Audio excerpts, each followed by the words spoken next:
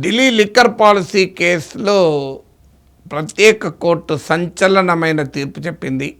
ఢిల్లీ మాజీ ముఖ్యమంత్రి అరవింద్ కేజ్రీవాల్, మాజీ ఉప ముఖ్యమంత్రి మనీష్ సిసోడియాల పైన ఉన్న ఈ కేసును పూర్తిగా కొట్టివేసింది. ఇందులో సిబిఐని తీవ్రంగా తప్పుపట్టింది కూడా. ఈ కేసులో 23 మంది నిందితులు ఇంక్లూడింగ్ కల్వకుంట్ల కవితతో పాటు అందరినీ నిర్దోషులుగా ప్రకటించింది. సో ఎవరు నేరం చేయలేదు అని ప్రకటించింది. దాంతోపాటు సిబిఐని దుమ్ము దులిపేసింది ప్రత్యేక కోర్టు. 100 పేజీల ఛార్జ్షీట్ దాఖలు చేశారు. కానీ ఆ ఛార్జ్షీట్ అంతా తప్పుల తడక, అందులో సాక్ష్యాలు లేవు. ఇది కేవలం ఏ రకమైన ఇన్వెస్టిగేషను సరిగా చేయలేదు అని సిబిఐను ప్రత్యేక కోర్టు తీవ్రంగా తప్పుపట్టింది.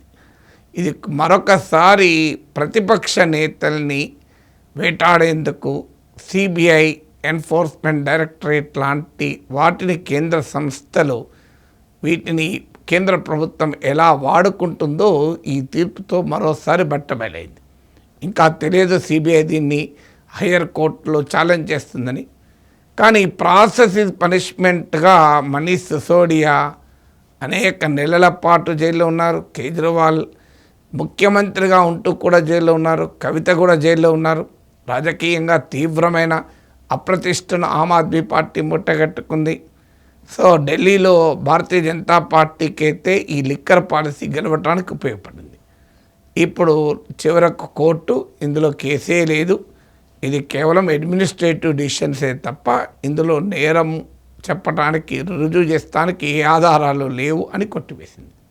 అరవింద్ కేజ్రీవాల్ గురించి ప్రస్తావిస్తూ కోర్టు రాజ్యాంగబద్ధమైన పదవిలో ఉన్న వ్యక్తి పైన ఏ రకమైన సాక్ష్యాలు లేకుండా, ఏ రకమైన ఆధారిత మెటీరియల్, కోజెంట్ మెటీరియల్, ఉపయోగపడే మెటీరియల్ లేకుండా కేసు పెట్టడం ఏంటి అని కోర్టు ప్రశ్నించింది. మనీష్ సిసోడియాపై కూడా ప్రాథమిక సాక్ష్యాధారాలు కూడా లేవు అని పేర్కొంది. మరి ప్రాథమిక సాక్ష్యాధారాలు లేక, ఏ మెటీరియల్ లేక, ఛార్జ్షీట్లో విట్నెస్ స్టేట్మెంట్లు లేక, ఎలాంటి ఎవిడెన్స్ లేకుండా నెలల తరబడి జైల్లో ఉండడం అంటే వారి పర్సనల్ లిబర్టీకి, వారి రాజకీయ ప్రతిష్టకు ఎంత దెబ్బ. మరి దీన్ని ఎవరు ఇవ్వగలుగుతారు? సిబిఐ, ఈడీకి ఉండే గౌరవం ఇంకా మంటగలవదా ఈ తీర్పుతో అనే ప్రశ్నలు ఉత్పన్నమవుతున్నాయి. ఏకంగా సిబిఐ ఇన్వెస్టిగేటింగ్ ఆఫీసర్ పైన ఢిల్లీ ప్రత్యేక కోర్టు డిపార్ట్మెంటల్ ఎంక్వైరీకి కూడా ఆర్డర్ చేసింది. మీరు ఈ రకంగా తప్పుల తడకతో ఎలా సబ్మిట్ చేస్తారు? ఛార్జ్షీట్ అంతా ఇంటర్నల్ కాంట్రడిక్షన్తో ఉంది, అంతర్గత వైరుధ్యాలతో ఉంది. కుట్ర సిద్ధాంతం, కుట్ర జరిగింది, కుట్రపూరితమైనది అని చెప్పటానికి ఏ ఆధారము లేదు.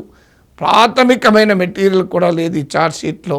మరి వేలాది పేజీల ఛార్జ్షీట్ దాఖలు చేస్తే అందులో ఏమీ లేదు అని చెప్పి ఢిల్లీ ప్రత్యేక న్యాయస్థానం అభిప్రాయపడింది. ఢిల్లీ లిక్కర్ పాలసీ కేసులో అరవింద్ కేజ్రీవాల్ 2 పర్యాయాలు జైలుకి వెళ్ళాడు. 156 days ఢిల్లీ ముఖ్యమంత్రిగా ఉన్న సమయంలో జైల్లో ఉన్నాడు. ముఖ్యమంత్రిగా రిజైన్ చేస్తానికి నిరాకరించాడు. జార్ఖండ్ ముఖ్యమంత్రి హేమంత్ సోరెన్ అరెస్ట్ అయితే రిజైన్ చేశాడు. కానీ కేజ్రీవాల్ రిజైన్ నిరాకరించాడు. ఎందుకంటే రిజైన్ చేయడం ద్వారా రాజకీయ కక్షతో పెట్టిన ఈ కేసును అంగీకరించినట్లు అవుతుంది అన్నది Aam Aadmi party stand. So కేజ్రీవాల్తో పాటు మనీష్ సిసోడియా అయితే ఏకంగా 530 days జైల్లో ఉన్నాడు, 530 రోజులు. సో ఎంత స్థాయిలో మీరు చూడండి. సో ప్రధానమైన ఆరోపణ ఏంటంటే ఢిల్లీ ప్రభుత్వం మద్యం విధానాన్ని తీసుకొచ్చింది. కేజ్రీవాల్ ప్రభుత్వ వాదన ఏంది? కేజ్రీవాల్ ప్రభుత్వ వాదనమో ఆదాయాన్ని పెంచటం కొరకు, అలాగే లిక్కర్ ట్రేడ్ను రిఫార్మ్స్ కొరకు ఈ పాలసీ తెచ్చామని తీసుకొచ్చారు. అమల్లో అవకతవకలు జరిగాయని చెప్పి ఆ తర్వాత కేజ్రీవాల్ ప్రభుత్వమే ఆ లిక్కర్ పాలసీని రద్దు చేసింది. ఇంట్రెస్టింగ్ ఏంటంటే, కానీ రద్దయిన పాలసీలో కూడా 100 కోట్లు చేతులు మారాయి. ప్రైవేట్ లిక్కర్ ట్రేడర్స్కు ప్రయోజనం కలిగేలా ఈ విధానాన్ని రూపొందించారు. ఆ వచ్చిన డబ్బుల్ని పంజాబ్ ఎన్నికల్లో, గోవా ఎన్నికల్లో వాడారు. అంటూ ఆమ్ ఆద్మీ పార్టీ నేతలపైన ఆరోపణలు వచ్చాయి. సో దీనికి ఢిల్లీ లెఫ్టినెంట్ గవర్నర్ సిబిఐ విచారణకు ఆదేశించారు. సిబిఐ ఆ తర్వాత ఎన్ఫోర్స్మెంట్ డైరెక్టరేట్ కూడా ఇందులో ఎంటర్ అయింది. అయితే మొదటి నుంచి ఈ కేసులో ప్రశ్న ఏంటంటే, ఇది ఒక అడ్మినిస్ట్రేటివ్ విధానం, దీన్ని అవినీతిగా ఎలా చెప్పగలుగుతామన్నది ప్రధానమైన క్వశ్చన్. ఒక అడ్మినిస్ట్రేటివ్ పాలసీ తీసుకున్నప్పుడు దానివల్ల ఒకవేళ ఎవరైనా లాభపడినా ఆ లాభపడిన వారికి వీరికి మధ్య క్విడ్ ప్రో కో ఎస్టాబ్లిష్ కావాలి అంటే మనీ ట్రైల్ ఉండాలి. అంటే డబ్బు ఎవరి నుంచి ఎవరికి ముట్టింది అనేది తేలాలి.